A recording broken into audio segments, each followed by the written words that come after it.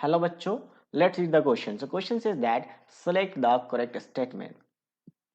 पहला स्टेटमेंट क्या है? फॉर ए गिवन केटाइन, दिया हुआ केटाइन के लिए covalent character increase with the increase in the size of anion. So that means first statement क्या आपका करेक्ट है. ठीक है, कैसे करेक्ट है? अगर हम बात करें फजान रूल से, तो फजान रूल में क्या कहता है कि कैटाइन का साइज स्मॉलर होता है क्योंकि ये इलेक्ट्रॉन को लॉस करता है.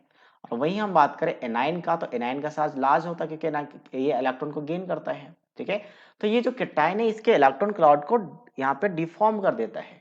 इसका न्यूक्लियस इसके इलेक्ट्रॉन क्लाउड को डिफॉर्म कर देता है. इसलिए क्या आता है? कोवेलेंट कैरेक्टर आता है, क्योंकि ये आपका जो न्यूक्लियस है, ये न्यूक्लियस इसके अपने खुद के इलेक्ट्रॉन क्लाउड को संभाल नहीं पाता साइज ग्रेटर होने की वजह से.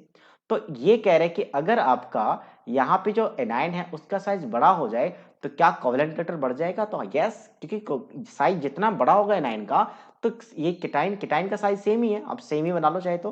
ठीक है, वैसे केटाइन का सेम बोला गया था, सेम लगभग सेम मान लो. तो अब एनाइन का साइज जब ग्रेटर हो गया तो और इलेक्ट्रॉन संभाल नहीं पाएगा, तो डिफॉर्मेशन और ज्यादा हो जाएगा, तो कोवेलेंट कैरेक्टर और ज्यादा आएगा. और यही तो कहा है इसमें. इसका मतलब पहला स्टेटमेंट कैसा आपका करेक्ट है. नेक्स्ट क्या? फॉर ए गिवन एनाइन, अब एनाइन सेम है, covalent character increase with the decrease in the size of cation. Yes, that is also correct. अब कहा कि एनाइन सेम है, एनाइन दोनों जगह पे यहाँ पे और यहाँ पे दोनों एनाइन सेम है, और एक जगह पे छोटा कैटाइन, एक जगह पे थोड़ा सा बड़ा कैटाइन है, यानी कैटाइन का साइज इंक्रीज कर रहा है, तो कोवेलेंट कैरेक्टर डिक्रीज होगा. या तो फिर कोवेलेंट कैरेक्टर इंक्रीज करेगा जब साइज आपका डिक्रीज करेगा. मतलब यहाँ से हम यहाँ जा रहे हैं, ये फर्स्ट केस मान लो, सेकंड केस मान लो. तो अब एनाइन का साइज तो सेम है, तो कैटाइन जितना छोटा होगा न्यूक्लियस इजीली इसके इलेक्ट्रॉन क्लाउड को क्या कर सकता है? डिस्टर्ब कर सकता है. ठीक है, तो इसके इलेक्ट्रॉन क्लाउड को डिफॉर्म कर सकता है. अब कैटाइन बड़ा हो गया तो इसका न्यूक्लियस इजीली इसके इलेक्ट्रॉन क्लाउड को डिफॉर्म नहीं कर पाएगा. तो yes, that is also correct कि कैटाइन का साइज छोटा होना चाहिए, एनएन का साइज ज्यादा होना चाहिए, ताकि डिफॉर्मेशन ज्यादा होगा तो कोवेलेंट कैरेक्टर ज्यादा आएगा. तो सेकंड ऑप्शन भी क्या आपका करेक्ट है. नेक्स्ट क्या? Covalent character increase with increasing charge on either ion. Yes, that is also correct. Let me take an example.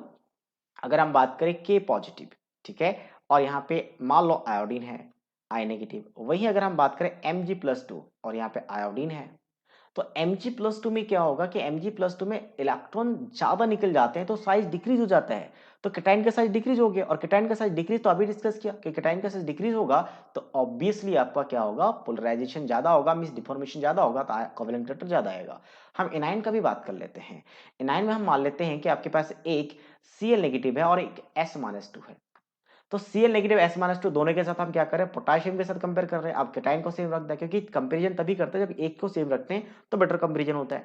तो अब हमने दोनों को कैटाइन सेम रखा, एनाइन चेंज है. तो एनाइन में इलेक्ट्रॉन जितना ज्यादा होगा, क्योंकि आपका एनाइन इलेक्ट्रॉन ज्यादा होने से इलेक्ट्रॉन में क्लाउड में रिपल्शन होता है. हमने 2 इलेक्ट्रॉन ऐड कर दिए एक्स्ट्रा, और यहाँ पे क्या किया? हमने एक ही इलेक्ट्रॉन को ऐड किया है. तो रिपल्शन कम होगा तो साइज छोटा हो गया, साइज ज्यादा बड़ा हो जाएगा. तो मतलब चार्ज ज्यादा, तो एनाइन में चार्ज ज्यादा तो साइज ग्रेटर, कैटाइन में चार्ज ज्यादा तो साइज स्मॉलर. तो इसका मतलब यहाँ पे भी क्या होगा? डिफॉर्मेशन ज्यादा हो जाएगा. तो चार्ज पे डिपेंड करेगा, चार्ज जितना ज्यादा कोवेलेंट कैरेक्टर उतना ही ज्यादा होगा. तो ऑप्शन सी भी क्या है? करेक्ट है. नेक्स्ट क्या है? Covalent character is greater for the cation with the pseudo inert gas configuration than the noble gas configuration. Basically ये एक्सपेरिमेंटल डाटा जो आपको याद रखना है. कैसे याद रखें? एग्जाम्पल की बात करते हैं. जैसे अगर हम पोटेशियम की बात करें तो क्या हो जाएगा इसका electronic configuration? 1s2 2s2 2p6 3s2 and 3p6. Noble gas configuration है.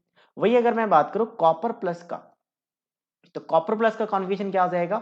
1s2 2s2 2p6 3s2 3p6 and 3d10.